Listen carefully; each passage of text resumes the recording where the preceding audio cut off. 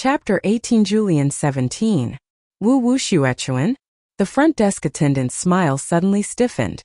Luo Wenzhou looked at her, the feigned suggestiveness in his keen gaze developing a crack. He said heavily, "What's wrong?" The front desk attendant seemed to have been frozen by his gaze. She involuntarily averted her eyes, then forced herself to calm down and give Luo Wenzhou a sugary smile. "Nothing, it's like this. Our services workers here all use English names. Hearing you suddenly say her original name, I didn't quite follow. Wu Shuechuan. I think Wu Shuechuan must be Linda." Though Luo Wenzhou was currently in the tiger's den, hearing this, he still couldn't resist running off at the mouth. "Your corporate culture here is pretty westernized." The front desk attendant's eyes flashed, and she pushed the picture book into Luo Wenzhou's hands again. "Sir, Linda isn't feeling well today. Would you like to see the others again? Or have you met her before?" Luo Wenzhou leaned back and didn't answer. He looked loftily down at the girl at the front desk and asked in turn, "What, you need to get a background check to order a service worker?" The front desk attendant hurriedly apologized in a low voice, then quickly arranged a private room for him and had someone lead him there. It may have been Luo Wenzhou's mistaken impression, but there seemed to be more eyes watching him now. When he'd gone, the front desk attendant let out a long breath, picked up a commercial walkie-talkie beside her and quietly said, "He's here like you said. In the Hibiscus City room." Static came over the walkie-talkie, then a male voice. "How many with him?" Just him." The front desk attendant pursed her lips, her palms sweating, nearly unable to hold onto the big black implement. "Next time don't make me do this, all right?" She hadn't finished speaking when an obscenity-filled voice came faintly over the walkie-talkie. "Motherfucker. Just him. He must think he's pretty lucky. If I'd known, I'd have had someone lying in wait at the door with a sack to kill him. What the fuck's the point of going to all this trouble?" Amidst the profanity, the wireless link was cut off from the other end. Just then, a girl wearing a white dress was shoved and prodded in by two people. There was a name tag reading Linda on her chest. This was Wu Shuechuan. Wu Shuechuan passed the front desk, looking helplessly at the girl sitting at it. The two of them exchanged a look, then each quickly glanced away. A few minutes after Luo Wenzhou had gone, ZhouDu didn't feel like eating anymore and walked out of the city bureau's dining hall. On walking out, he saw that Mother He had woken up, and an officer on duty was drying out his mouth trying to talk her into going to a hotel. Mother He's eyes were bulging, her face waxen. She clutched at her own clothing, neither speaking nor nodding. She understood nothing of what went on outside, so she always suspected that others wanted to trick her. Always felt helpless. Living year-round in sealed-off surroundings and lacking contact with the outside world will often produce this kind of ignorant cowardice and stupidity. For this woman who had been sick for many years, her son had been her only support, her only link to and shield from the whole bustling world. ZhouDu considered her through the glass for a while, thinking she seemed like a snail that had lost its shell. He didn't disturb Mother He. He quickly left the city bureau, heading for the West Flower Market district. Hibiscus City was a private room in a corner. Luo Wenzhou felt there was something off as soon as he came in, because in here it didn't look as dim as in the other private rooms. His gaze swept around the room, finding some arcane mysteries in a corner. While going around the Great Fortune building earlier, Luo Wenzhou had found that, owing to a problem with the construction, there were some unsealed windows at the building's four corners. It seemed that one of them was in this room. No one opens windows in karaoke rooms, so blackout curtains had been pasted over the wallpaper, sealing the window from inside. Perhaps too much time had passed. The places where the curtains were glued had come a little loose, some light from the street lamps leaking in through the crevices. Luo Wenzhou looked around, seemingly indifferent, turned on the music and examined the ceiling as if looking for a smoke alarm.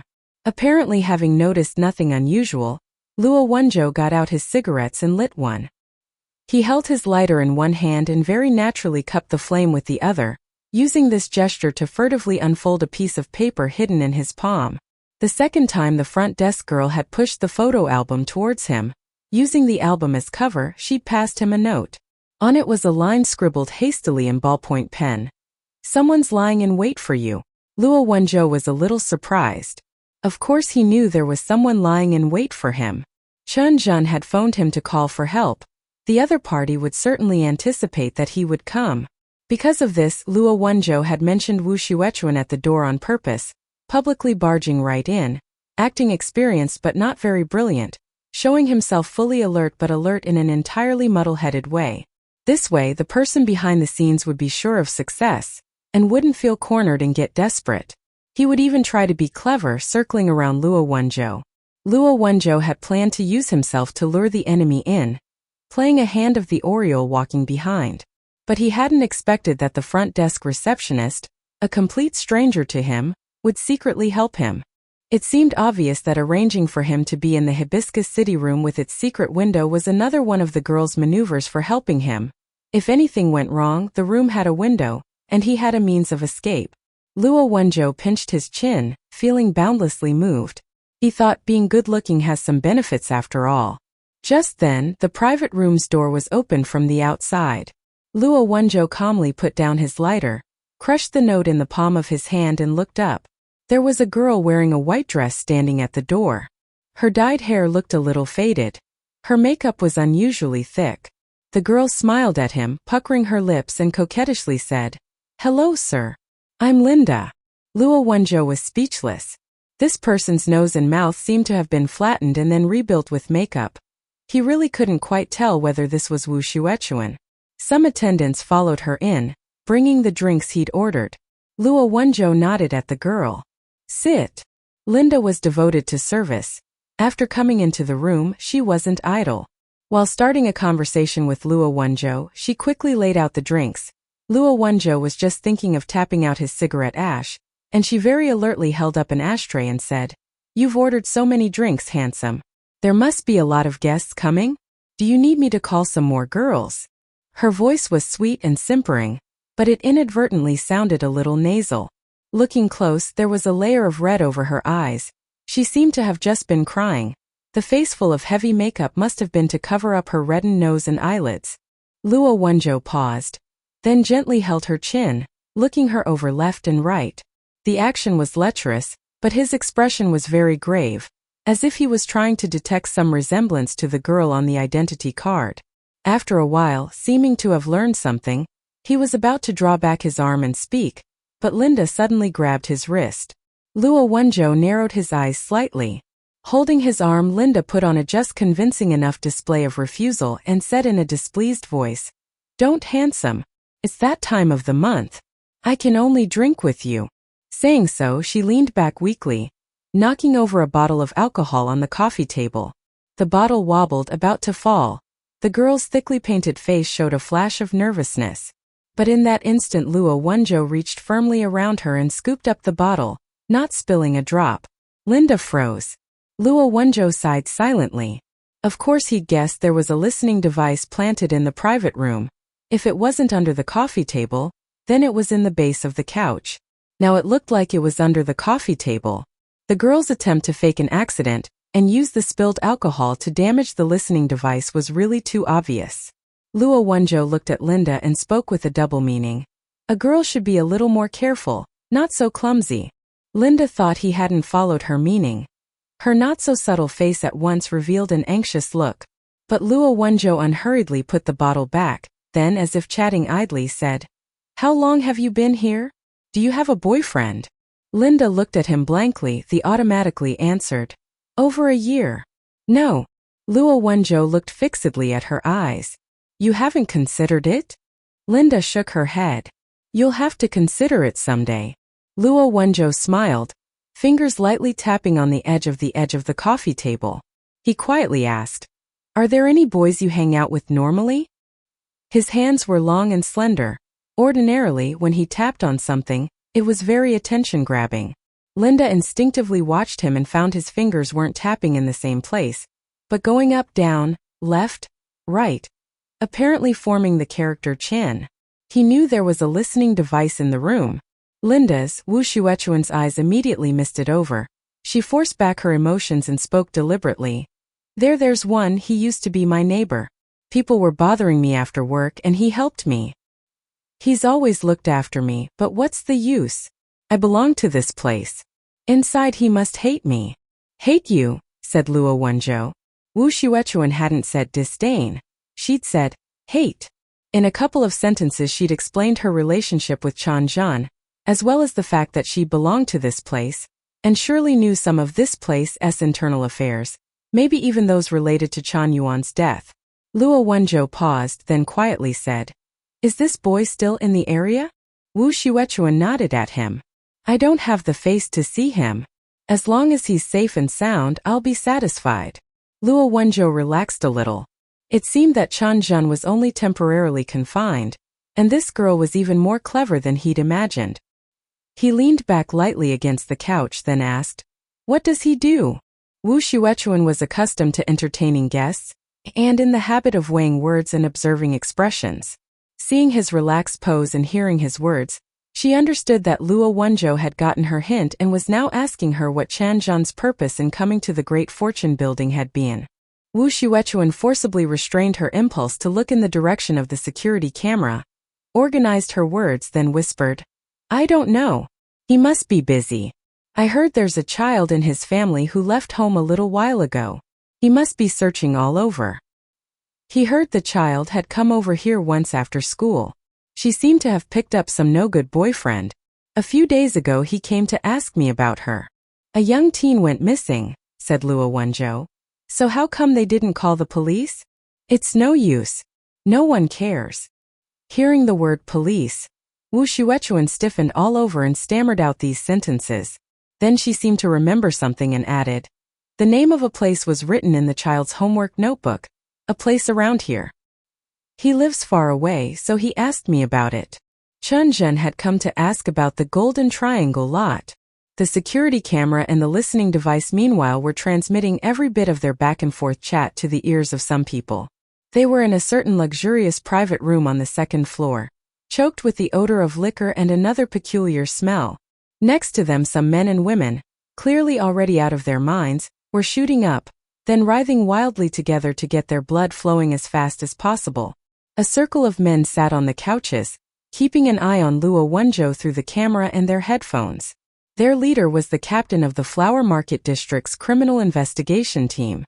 They were comparatively clear-headed. They hadn't touched the drugs and only had a little to drink. They were completely ignoring the cavern of silken webs going on behind them. One of them poked at the screen and said, "This Luo's been yammering with the woman for more than 10 minutes. Why hasn't he stopped talking nonsense yet?" The captain coldly said, "Haven't you noticed? He's been indirectly getting at what happened to that brat. Now he knows he's not dead. He won't dare to act rashly." "How do you know that?" "The brat definitely didn't tell him anything." Captain Huang adopted a strategizing manner. If Luo knew there was anything here, he wouldn't have dared to come barging in so openly. Come to think of it, the woman's a real turncoat. We'll have to think of a way to get rid of her. "Captain Huang, how do we take care of Luo?" "Report it to Director Wang tomorrow." "Director Wang?" "Director Wang's getting on in years. He's gone soft. There's no telling if tomorrow he'll take along some cash to that brat's house and beg him to let it go. Even if this Luo is sensible and gets into our boat, afterwards we'll have to keep paying tribute to him. It'll never end.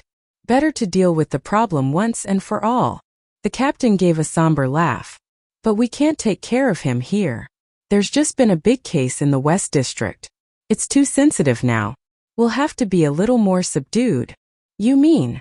"Leave the brat Luo for now, wait for the storm to pass. Use that whelp as bait to lure him in." Captain Huang licked his lips. "On the way, if he happens by coincidence to run into a criminal and have some fun first, after all, ours is a dangerous profession. First make sure the whelp will obey." "Did you give him the shot?" A person next to him quickly stood up. "I did. I'll go have a look." Captain Huang looked up, disgustedly avoided the attentions of a drugged and delirious woman, slowly sipped his drink and thought, "So this is the level of the city bureau's elite. Revealing himself before he's gotten 2 full sentences out, and all of it on camera. It looks like every walk of life is the same. Whether you can get ahead depends entirely on who your father is." Expression ruthless, he drank a mouthful and watched Luo Wenzhou still exchanging coded signals with the streetwalker. An unspeakable cynicism rose in his heart. Just then, the person who'd gone out suddenly came rushing back in a panic. "CC Captain Huang, he..." The captain looked up impatiently and saw his subordinate, ashen-faced, looking as if he'd been struck by lightning, babble out, "Dead, dead." Captain Huang frowned. "You dumb fucker. Can't you even speak clearly? Dead what?" That. The subordinate pointed to the place where Chan Zhan had been confined, tongue tying itself into a dead knot. Captain Huang came around swiftly, his scalp bristling. He shot to his feet, sent his glass smashing right into his subordinate's face, then roared, "Dead! Who told you to touch him?" The subordinate tearfully held his face, which was streaming with liquor. No one touched him. I just gave him a shot, just a little dose, just a little." "Captain Huang, if you gave it to these bastards they definitely wouldn't even notice it. Who'd have thought he'd die? Is he a fucking insurance scammer?" It was possible to die of a single drug overdose, but after all, how much counted as an overdose varied from person to person. There were some people who could eat a peanut or drink a mouthful of milk and die of an allergic reaction, so of course there were also people who'd die if they touched drugs at all, but those were only a few extreme cases. No one had expected that a lively, strapping young man like Chan Zhan would be so weak. Captain Huang's mind buzzed. Suddenly, he turned and stared fiercely at Luo Wenzhou through the security camera. As if to himself, he said, "This is major now. We'll have to dispose of him."